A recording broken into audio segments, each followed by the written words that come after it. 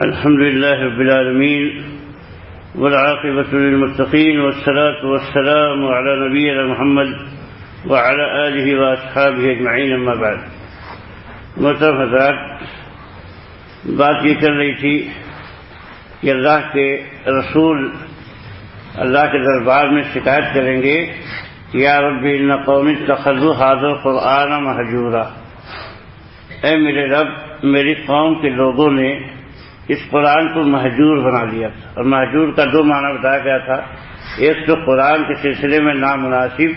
اور نازیبا باتیں کہنا یا اس کے ساتھ نازیبا رویہ اور سلوک اپنانا، یا یہ کہ اس قرآن کو پڑھنا، اس کو سمجھنا، اس پر عمل کرنا، اس سے فیصلہ لینا، اس سے علاج کرنا، اس کو چھوڑ دینا کیا ہے؟ یہ حجر ہے. تو حجر کی مختلف صورتیں ہیں. تو کچھ صورتیں میں آپ کے سامنے رکھتا ہوں کیونکہ اس کے بارے میں بہت سارے لوگ جو ہے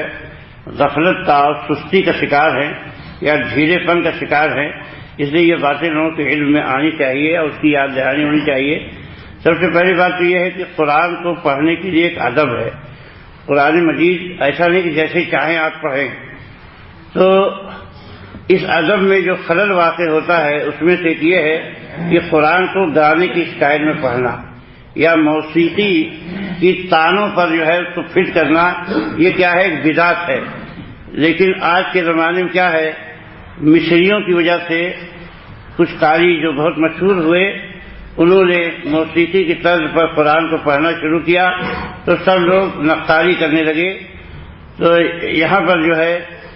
اسی لیے بعض جب قرہ سے کسی نے پوچھا کہ بھائی آپ کیسے بہت آگے نکل گئے، تو کہا میں نے گانے کے فنکاروں سے باقاعدہ گانے کا فن سیکھا اور پھر اس کے بعد پھر قرأت کو بیٹھایا تو اس لیے جو ہے آگے نکل گیا. تو یہ چیز جائز نہیں ہے کہ گانے کی اسٹائل پر قرآن کو پڑھا جائے اور نئی نئی اسٹائلیں پیدا کی جائیں اور اس بات کی فکر میں رہے. بلکہ اللہ نے جو فطری آواز دی ہے اسی آواز میں قرآن کو پڑھنا مشروع ہے. باقی اپنی طرف سے کوئی چیز پیدا کرنا. لیکن اس سلسلے میں امام محمد رحمۃ اللہ علیہ سے جب پوچھا گیا کہ جو لحن ہے، الحان جو گانے کے طرز ہیں یا اس کی تانے ہیں موسیقی کے، اس پہ قرآن کو پڑھنے کا کیا حکم ہے، تو انہوں نے فرمایا کہ یہ جو ہے ایک نئی چیز ہے جو لوگوں نے ایجاد کی ہے، مجھے یہ ناپسند ہے. اور مروزی کی روایت میں فرمایا کہ جو ہے گانے کے طرز پر قرآن کو پڑھنا بدعت ہے اور ایسے لوگوں کی قرأت کو سننا بھی نہیں چاہیے، ایسے لوگوں کی قرأت کو سننا بھی نہیں چاہیے. اور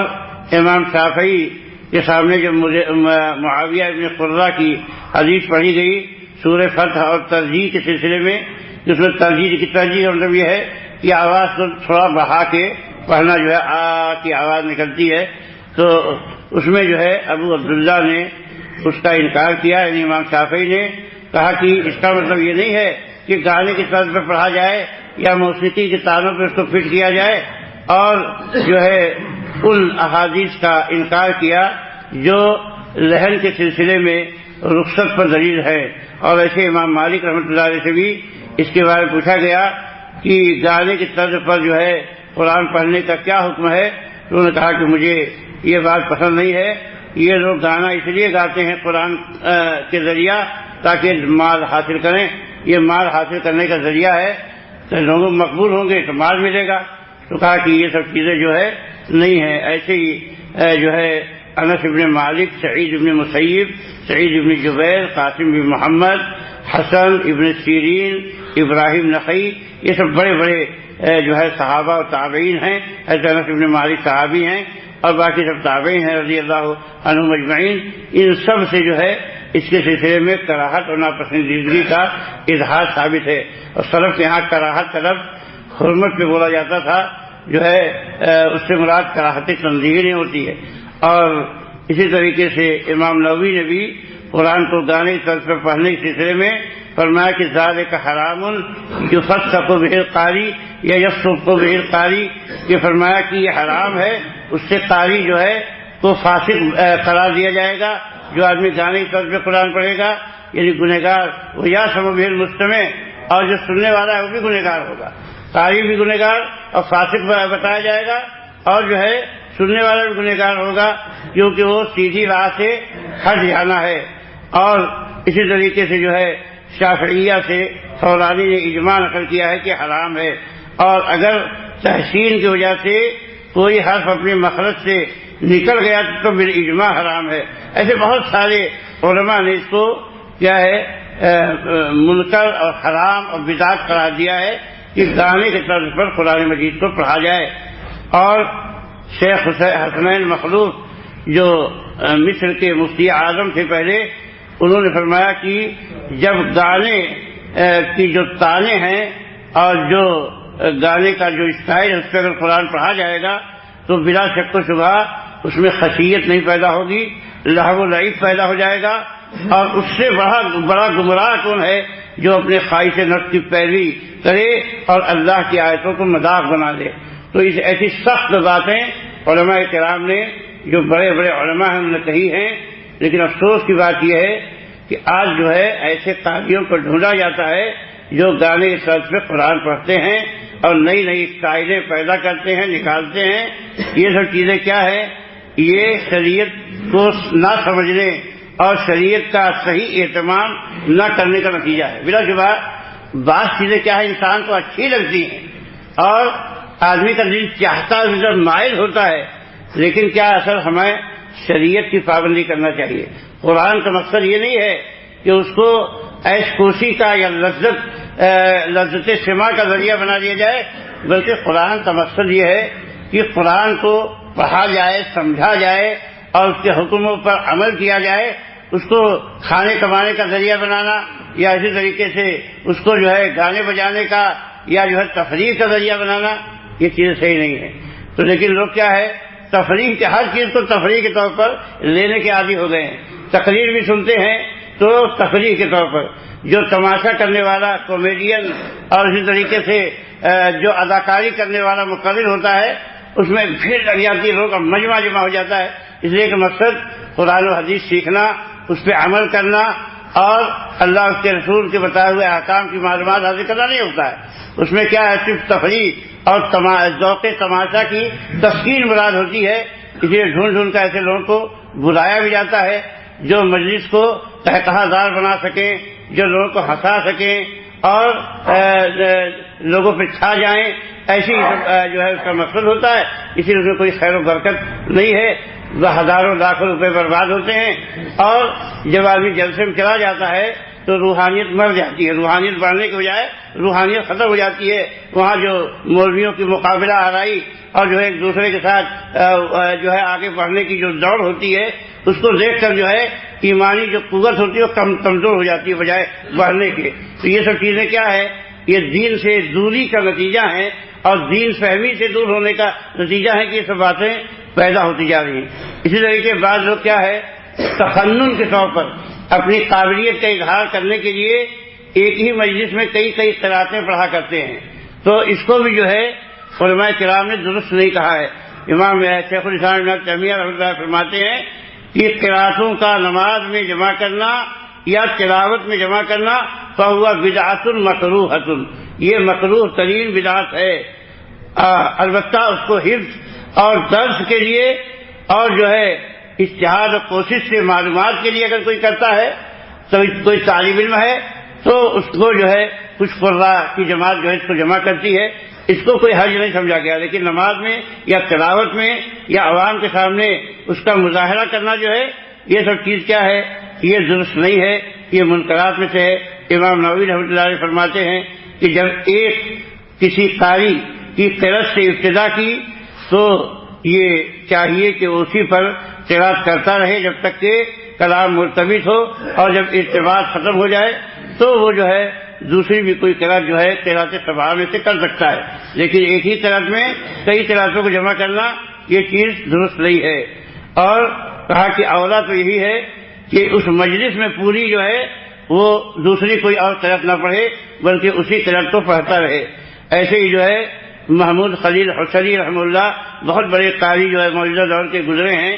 انہوں نے کہا کہ جو ہے تواصی بالحق، ایک دوسرے کو حق کی نصیحت کرنا اور منکر سے روکنا، یہ کیا ہے؟ یہ اسلام کی سنتوں میں سے ہے۔ تو ہمارے بھائی قاریوں کو جاننا چاہیے، اللہ ان کو توفیق دے کہ اللہ تعالیٰ ان کو اپنی کتاب کی تلاوت کی امانت عطا کی ہے، اور انہیں لازم کر دیا ہے کہ وہ اس کے آداب کو اپنی زندگی میں داخل کریں اور اس کے رسول صلی اللہ علیہ وسلم کی اس سلسلے میں قرات کے سلسلے میں بھی اتباع کریں اور ان چیزوں سے باز رہیں جو اس کے حق میں خلل پیدا کرنے والی ہیں یا ان میں بدعت پیدا کرنے والی ہیں۔ قرات جو ہے سنت معصورہ ہے اور اس میں جو کوتاہی ہے اس میں جو ہے جو اللہ نے علم دیا ہے احکام تلاوت کی وہ نہیں کرنا چاہیے اور اس کتاب کا جو حق ہے وہ پورا کرنا چاہیے۔ اور اس زمانے میں جو لوگ اس بات کے عادی ہو گئے ہیں کہ محفلوں میں قراتوں کو جمع کریں تو کتاب کا حق یہ ہے کہ اس چیز کو ترک کر دیا جائے، اس پہ عمل نہ کیا جائے کہ ایک ہی مجلس میں کئی قرات کی جائے، اس لیے کہ فإنہ کما نص علیہ ائمۃ الثقات، یہ اسی بات کا جو ہے ائمہ ثقات نے جو ہے اپنی عبارتوں میں صاف صاف حکم دیا ہے اور وہی اس بارے میں قدوہ ہیں اور یہ بدعت مستحدثہ ہے، غیر معروف ہے سلف کے نزدیک اور خلف بھی جو ہے اس کے عادی نہیں رہے۔ ایسے ہی جو ہے تیسری چیز کیا ہے، اللہ کے نبی صلی اللہ علیہ وسلم کے شرف کے اضافے کے نام پر سورہ فاتحہ کا پڑھنا، کہا کہ یہ بدعت ہے، یہ کوئی اصل نہیں ہے۔ اور اللہ تعالیٰ فرماتا ہے ان اللہ ملائکۃہ یصلون علی النبی یا ایھا الذین آمنوا صلوا علیہ وسلموا تسلیما، کہ اللہ اور اس کے فرشتے جو ہے صلاۃ بھیجتے ہیں نبی پر، اے ایمان والو تم بھی ان پہ صلاۃ و سلام بھیجو جو ہے، لیکن یہ نہیں کہا کہ ان پہ سورہ فاتحہ پڑھو۔ لیکن کہیں کہیں کا رواج کیا ہے، کچھ ملکوں کا ایسا ہے کہ ضرورت کے ساتھ جو ہے سورہ فاتحہ بھی پڑھتے ہیں اور اس سے سوچتے ہیں نبی صلی اللہ علیہ وسلم کی عزت اور احترام میں اضافہ ہوتا ہے۔ یا اسی طریقے سے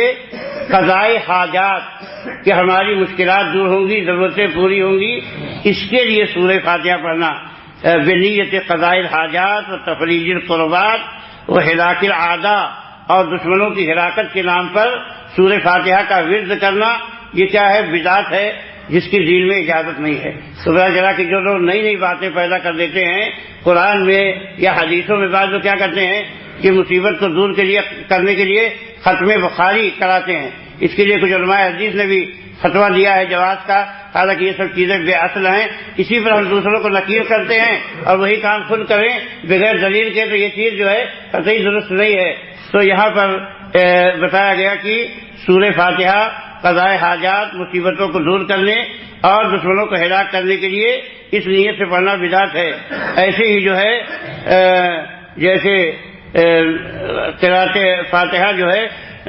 مختلف مناسبتوں سے جو پڑھی جاتی ہے، جیسے نکاح کا پیغام دیتے وقت، اور یہ ہوتا ہے کہ بھائی اگر اس کو پڑھیں گے تو یہ ایسا ایگریمنٹ ہو جائے گا جو ٹوٹے گا نہیں، اور اس سے کہتے ہیں 44 قسم کتنا مضبوط ہو جاتی ہے بات، یہ سب فاسد اعتقاد اور یہ حالت ہے۔ یا اسی طریقے سے بعض لوگ جو ہے قرآن پڑھنے کے بعد الفاتحہ کہتے ہیں، کہیں فجر کی نماز پڑھنے کے بعد کہا جاتا ہے، یہ سب چیزیں بدعت ہیں۔ یا کہا جاتا ہے فلاں کی روح کے لیے فاتحہ، یہ بھی بدعت ہے، اور دعا کے بعد فاتحہ پڑھنا وہ بھی بدعت ہے، اور نماز فرض کے بعد فاتحہ کہنا جو ہے یا فاتحہ پڑھنا یہ بھی بدعت ہے۔ تو اس طرح کی سب چیزیں کیا ہے، اور بھی بہت ساری چیزیں ہیں انشاءاللہ وہ آتی رہیں گی، اور قرآن کے سلسلے میں بھی لوگوں کو معلومات کرنا بہت ضروری ہے کہ قرآن کے نزول کا مقصد کیا ہے، اس کے آداب کیا ہے، اس کے ضابطے کیا ہیں، یعنی کہ جو بھی آدمی چاہے جو ہے قرآن کے ساتھ سلوک کرے، یہ سب چیزیں درست نہیں ہیں۔